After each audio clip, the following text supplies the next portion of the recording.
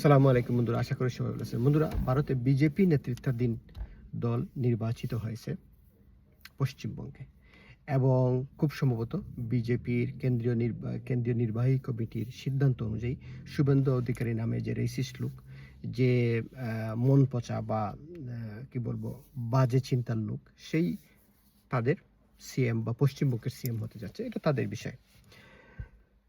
শুনেন বন্ধুরা, ভারতে শুভেন্দু অধিকারের থেকে অনেক খারাপ লোক এখনও চিফ মিনিস্টার আছে, এবং অতীতেও ছিল। তাতে করে মুসলিম শেষ হয়ে যায় নাই, মাইনরিটি শেষ হয়ে যায় নাই। বিজেপির আইডিওলজি হচ্ছে মাইনরিটিকে উপর অত্যাচার করা। বিজেপির আইডিওলজি হচ্ছে, বা শুভেন্দু অধিকারের আইডিওলজি হচ্ছে, ভারতের আশেপাশে যে সকল দেশ আছে এগুলি তাদের, এগুলি সেই বৃহৎ ভারতের অংশ।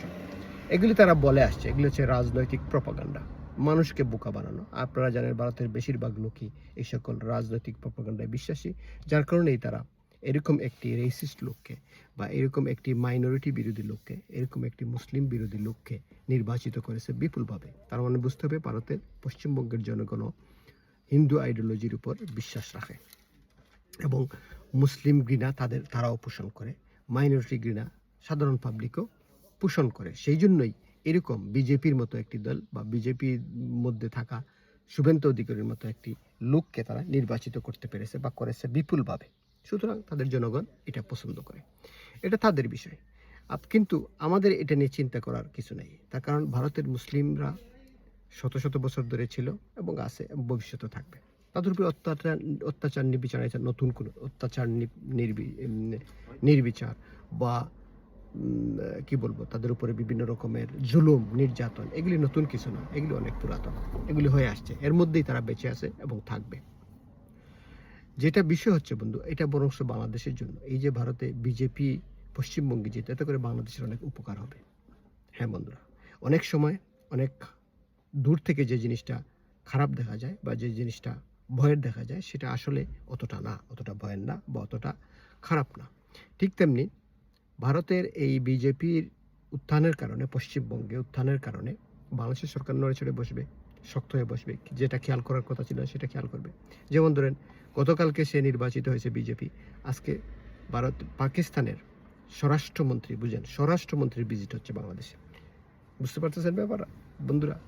সেটা কি অনেক ভালো কিছু না? অবশ্যই ভালো কিছু। এবং কেন হচ্ছে? উনি হচ্ছেন পাকিস্তানের স্বরাষ্ট্রমন্ত্রী, উনি হচ্ছেন মাদক বিরোধী মন্ত্রণালয়ের মন্ত্রী, উনি হচ্ছেন পাকিস্তান ক্রিকেট বোর্ডের চেয়ারম্যান। শুধু তাই না, ওনার সাথে বাংলাদেশের স্বরাষ্ট্রমন্ত্রীর যে বিষয়ে আলাপ আলোচনা হবে, সেটা হচ্ছে বাংলাদেশের সীমান্ত এলাকায় কিভাবে আরও বেশি সিকিউরিটি বা নিরাপত্তা বিধান করা যায়, সীমান্ত এলাকায় কিভাবে গোয়েন্দা তৎপরতা বৃদ্ধি করা যায়। সুতরাং বুঝতেই পারতেছেন, যেখানে ভারতের সীমান্ত হচ্ছে বাংলাদেশের সাথে, পাকিস্তানের না, সেখানে বাংলাদেশ পাকিস্তানের সাথে আলোচনা করতেছে, করে বসতেছে বাংলাদেশ স্বরাষ্ট্রমন্ত্রী এবং পাকিস্তানের স্বরাষ্ট্রমন্ত্রী, যে কিভাবে বর্ডার এলাকার নিরাপত্তা বৃদ্ধি করা যায়। সুতরাং বিষয়টা বুঝতে পারতেছেন।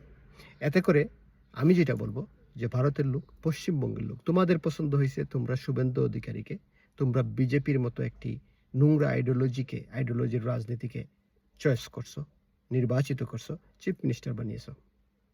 আমাদের পছন্দ, আমরা পাকিস্তানের সাথে সম্পর্ক বিল্ড আপ করবো, কারণ তাদের সাথে তো আমাদের কোনো পার্থক্য নেই, কোনো বিভেদ নেই। সুতরাং ভবিষ্যতেই দেখা যাবে, এবং আরও খেলা হচ্ছে এবং আরও হবে ইনশাআল্লাহ। খুদা হাফেজ। God bless Bangladesh.